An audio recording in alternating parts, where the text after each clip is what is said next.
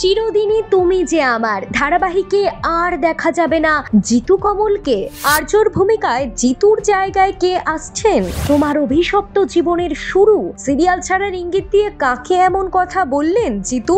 মনে বড্ড আক্ষেপ নিয়ে কি সিরিয়ালটা ছাড়ছেন অভিনেতা? জিতু সিরিয়াল ছাড়ায় আপনারও কি মনটা খারাপ? চিরদিনই তুমি যে আমার ধারাবাহিকে জমে উঠেছিল জিতু তিতিপ্রিয়ার রসায়ন। দর্শকরা এই জুটিকে বেশ পছন্দ করেছিলেন, কিন্তু পর্দায় তাদের যতটা ঘনিষ্ঠ সুন্দর সম্পর্ক ফুটে উঠত, বাস্তবে তা ততটাই তিক্ততায় ভরা। পর্দার নায়িকা দিতিপ্রিয়া রায়ের সঙ্গে সংঘাতের জেরে চিরদিনই তুমি যে আমার সিরিয়াল ছাড়লেন জিতু কমল। আপাতত খবর তেমনই। জিতুর ইনস্টাগ্রাম স্টোরিও সেরকমই ইঙ্গিত দিয়েছে।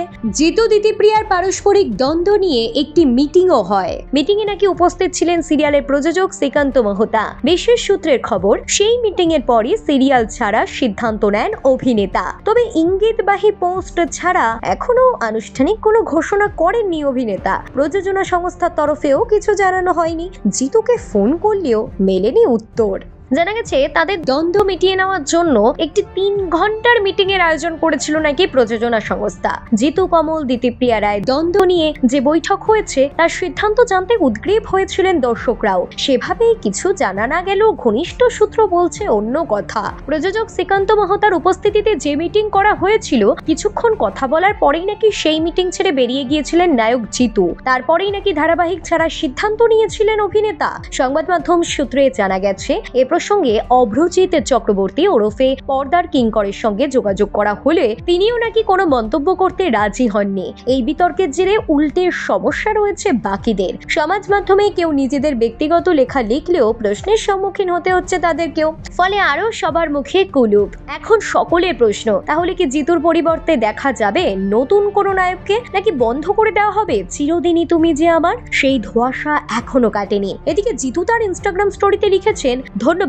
দারুণ অভিজ্ঞতার জন্য, কিন্তু এটা তোমার জয় নয়, বরং তোমার অভিশপ্ত জীবনের শুরু। জিতু আরো লেখেন, মানুষ মৃত্যুর চেয়ে বদনামকে বেশি ভয় করে। অভিনেতার পোস্ট দেখে অবাক হয়েছেন অনুরাগীরাও। জিতু সিরিয়াল ছাড়ছেন ধরে নিয়ে অনেকেই সোশ্যাল মিডিয়ায় নানা পোস্ট করতেও শুরু করেছেন। জিতু না থাকলে সিরিয়াল না দেখার কথাও জানিয়েছেন অনেকে। ফলে প্রশ্ন উঠছে, চ্যানেল আদৌ এই অবস্থায় মেগা চালিয়ে যেতে চাইবে?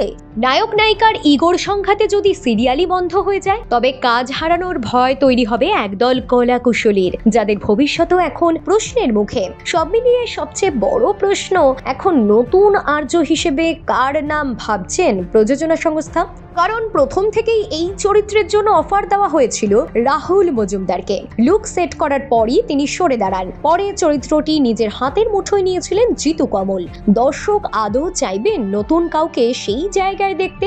জিতু কমলকে আর আর্য সিংহ রায়ের ভূমিকায় দেখা যাবে না। আপনার কতটা মন খারাপ কমেন্টে জানিয়ে যেতে ভুলবেন না। ব্যুরো রিপোর্ট, প্রথম বাংলা।